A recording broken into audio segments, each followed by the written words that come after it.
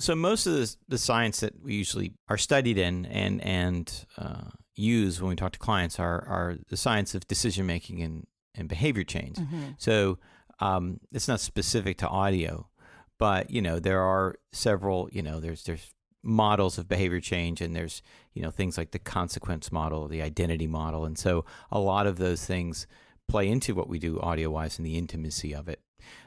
There are reasons why we engage with a certain brand and not others. There are reasons why we decide to change our behavior entirely or not. So I think that what we've become expert in and brought in people who are expert in is just what are those things that are going to make someone go from never thought about it to maybe, or I'm going to find out more, to I'm going to try it once, to I do this all the time. Yeah. And how do you hit people on those continuum to try to make that happen?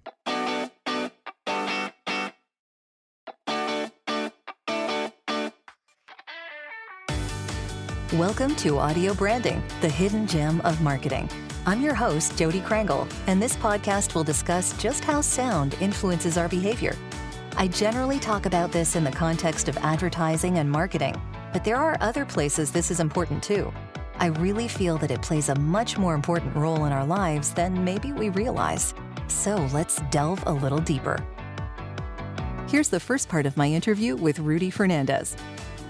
My guest today is founder of Creative Outhouse and host of the Marketing Upheaval podcast. For more than 25 years, he's created brands and campaigns that change the way people think, feel, and act. He's a rare breed of creative who is not only passionate about the creative product, but also the science as to why people behave the way they do. And I'm particularly interested in talking with him about that aspect. His behavior change work has motivated millions of people to change the way they think about autism, convince them to choose alternatives to driving alone, get tested for HIV, and go back to school to earn a degree.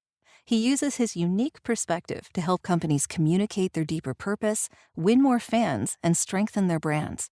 His work encompasses all types of communication, whether it's advertising, PR activations, or internal communications. It doesn't matter because his work is centered around a powerful idea that's anchored in a human truth. I'm really pleased to be talking with Rudy Fernandez, and I know you're really going to enjoy this. So let's get started. Thanks so much for talking with me today, Rudy. I know there's a lot of weird stuff going on around lately, so you're at home, right? Of course. Yeah. This is right in the middle of COVID-19, so everybody's at home. Oh, my goodness. Yeah, 2020 will go down in histories. Yeah, so my dog may make an appearance. We don't know. Oh, well, that's we fine. We don't know what he's going to bark at. No problem.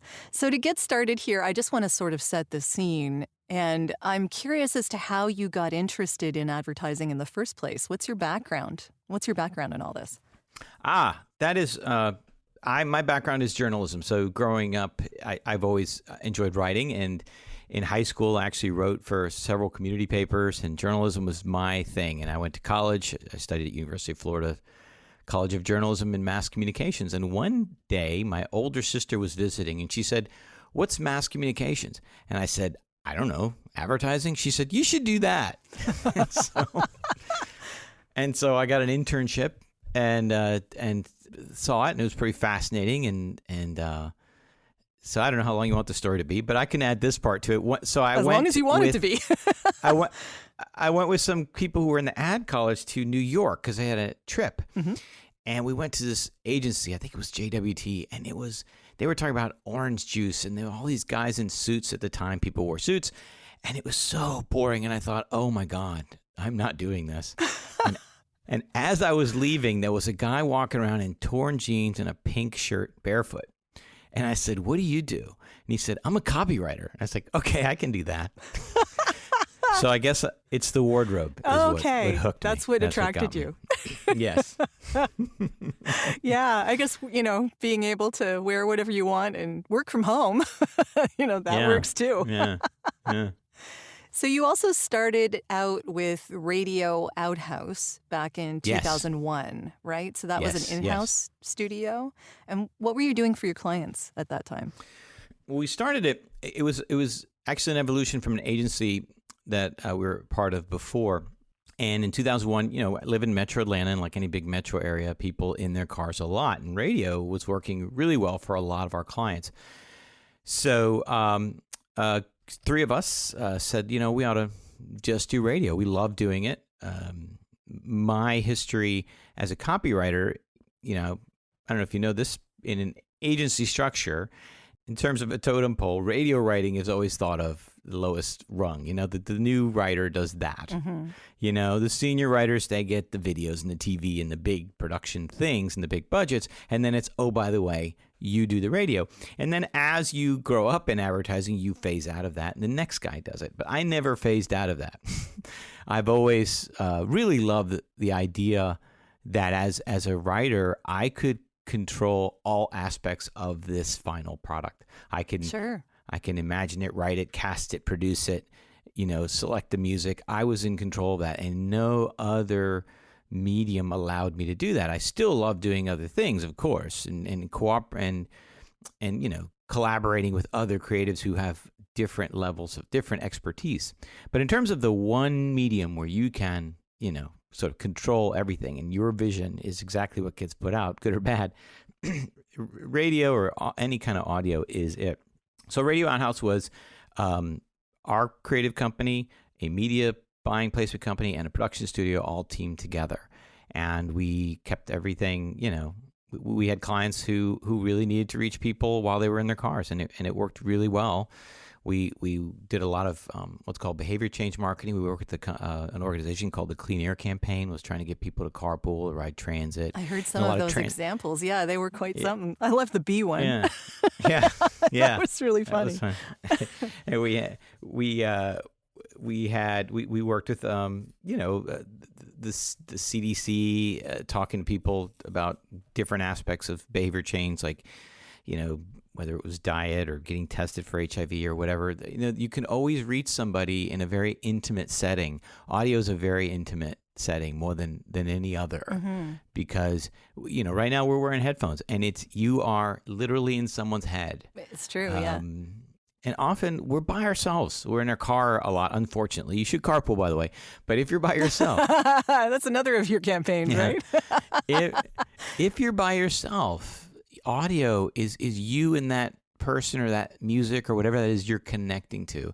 And it's very, very personal. So I think we can reach people audio-wise in a very intimate way that nothing else can. Mm-hmm. Yeah. I don't know if I answered your question, but... Yeah, I mean, you did, yes. You explained what you were doing with your clients as far as creating the radio campaigns, and I agree that it's a very storytelling heavy medium that you don't need to have a visual for. It kind of builds the visual in your head. Yeah, exactly. And, when we started doing Radio Outhouse, what we learned was these clients needed other things as well.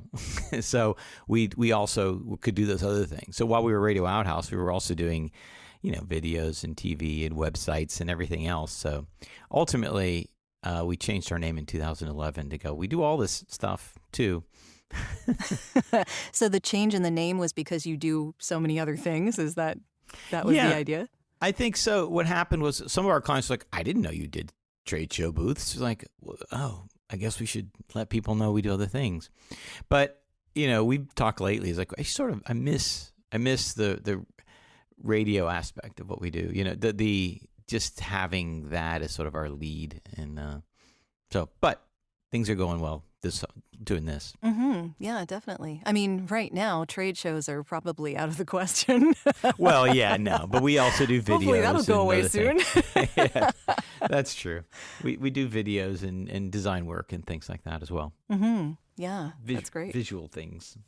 Yeah, I guess coupling it with the audio makes it all have more of an impact. That's a good thing. Yeah. Yeah. So you were also in on the beginnings of podcasting. Can you talk a little about that? Because this is exploding now too. Yes. So back in 2004, we had several hospital clients. And, one of the things that we always heard from the physicians were, when they explain something. So, for example, it doesn't matter what your diagnosis is. Mm-hmm. It could be serious. It could be, something, you have a sprained ankle, whatever that is. Once people get that, they don't hear everything the physician says. So inevitably, we call the office back and say, what did he say? And what am I supposed to do? And how am I? And so that, that person at the other end had to, go over the same thing again. Mm-hmm. So what we started to do is create these mini podcasts for physicians to say, for general sort of mainly orthopedics and some cancer, but orthopedics, it was, okay, here's what ACL surgery involves.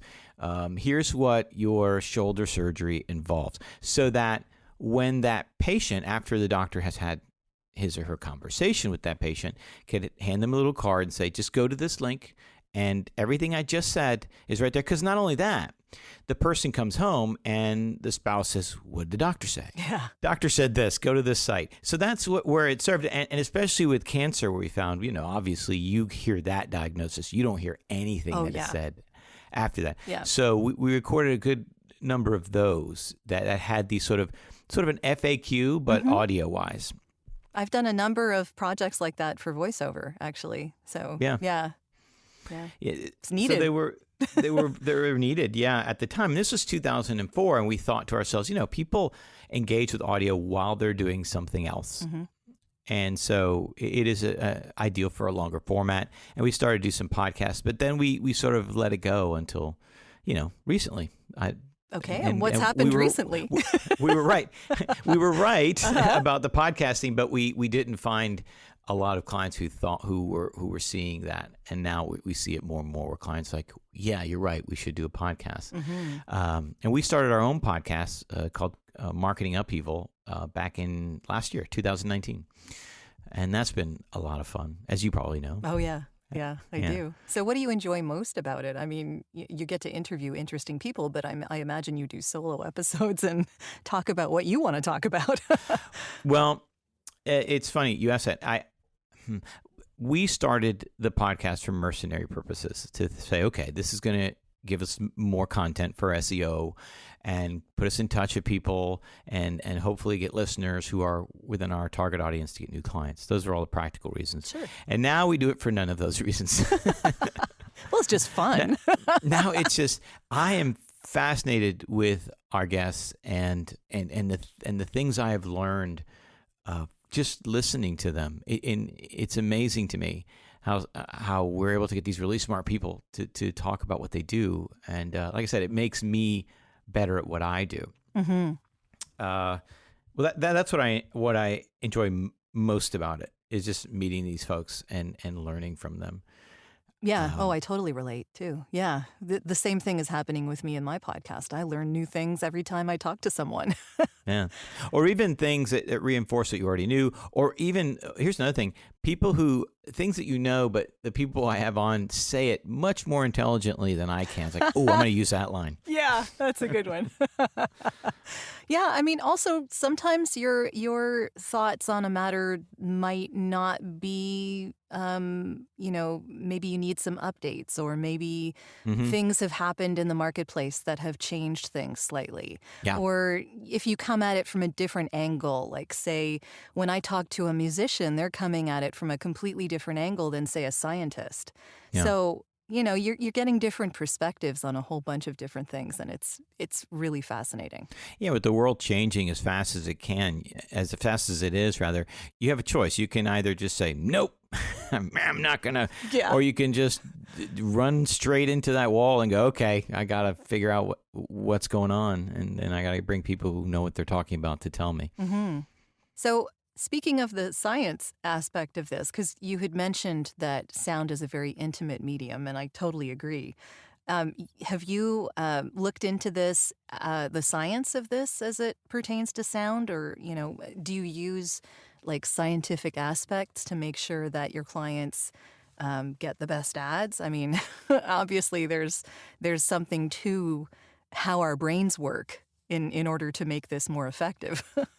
Yes, in terms of sound, so most of the science that we usually are studied in and use when we talk to clients are the science of decision making and behavior change. Mm-hmm. So it's not specific to audio, but there are several. There's models of behavior change, and there's things like the consequence model, the identity model, and so a lot of those things play into what we do audio-wise and the intimacy of it. There are reasons why we engage with a certain brand and not others. There are reasons why we decide to change our behavior entirely or not.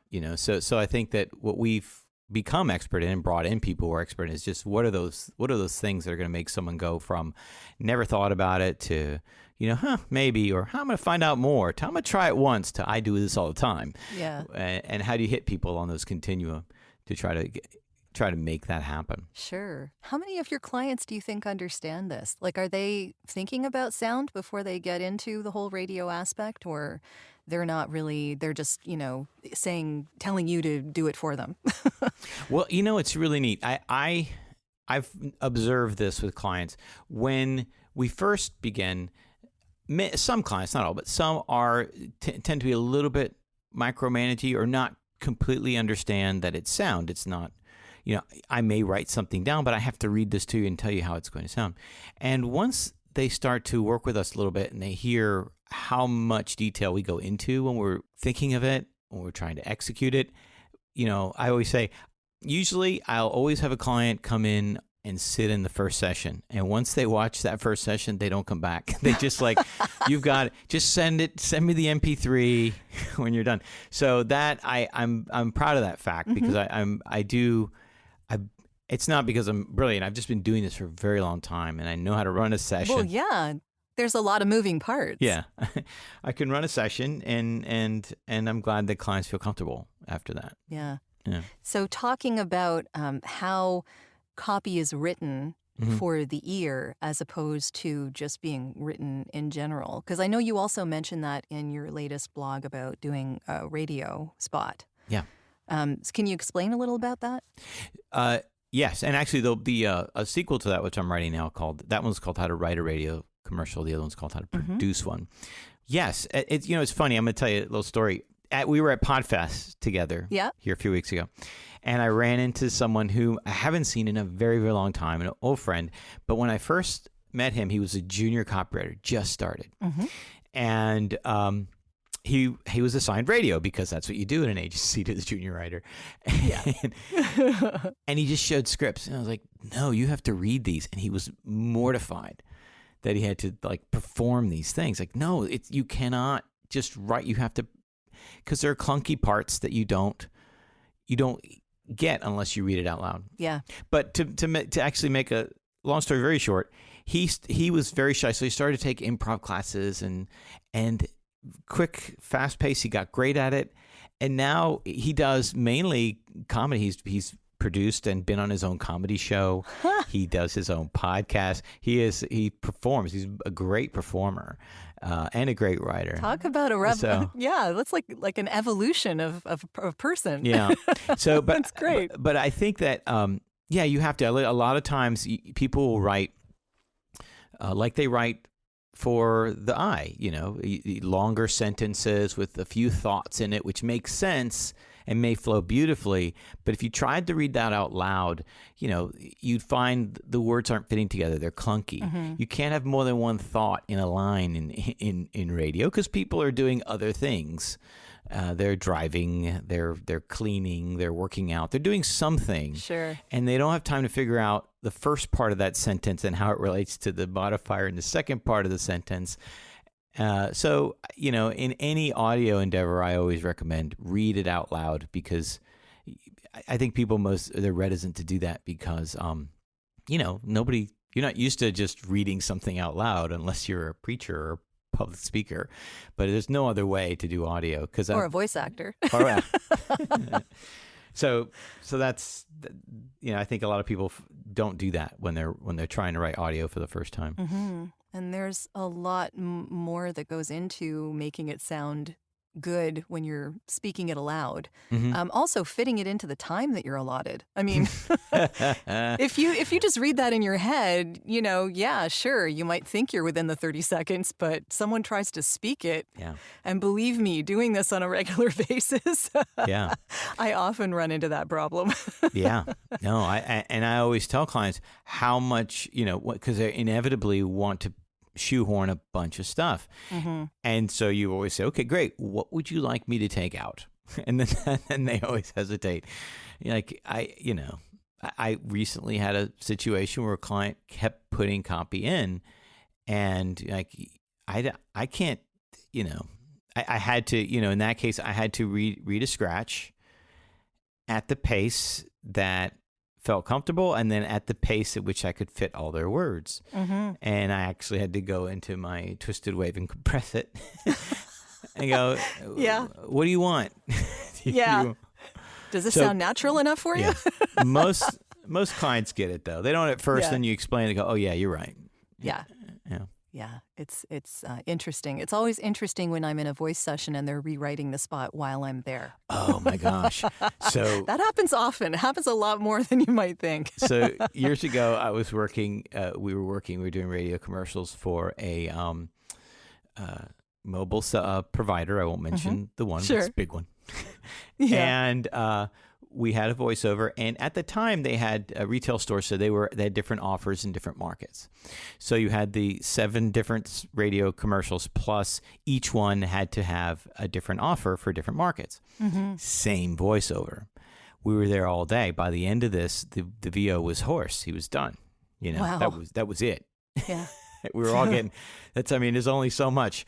As I'm leaving, I see the client and another person scratching things out on the scripts and writing things. And I said, what are you doing? It's like, well, we were going to re-record these. Like, not today.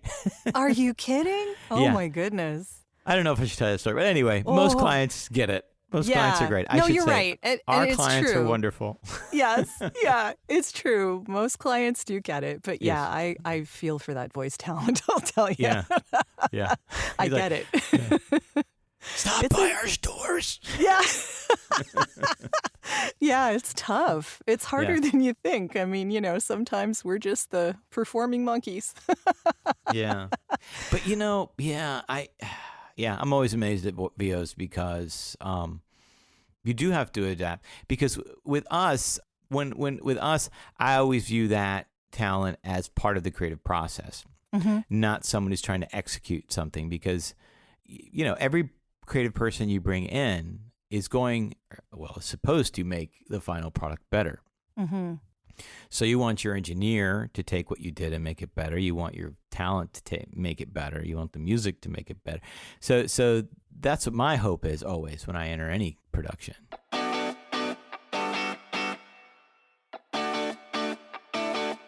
This has been part 1 of our interview. I hope you'll tune in next week for part 2.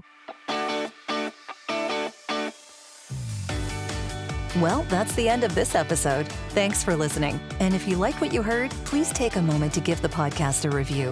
It's greatly appreciated and super helpful. Until next time.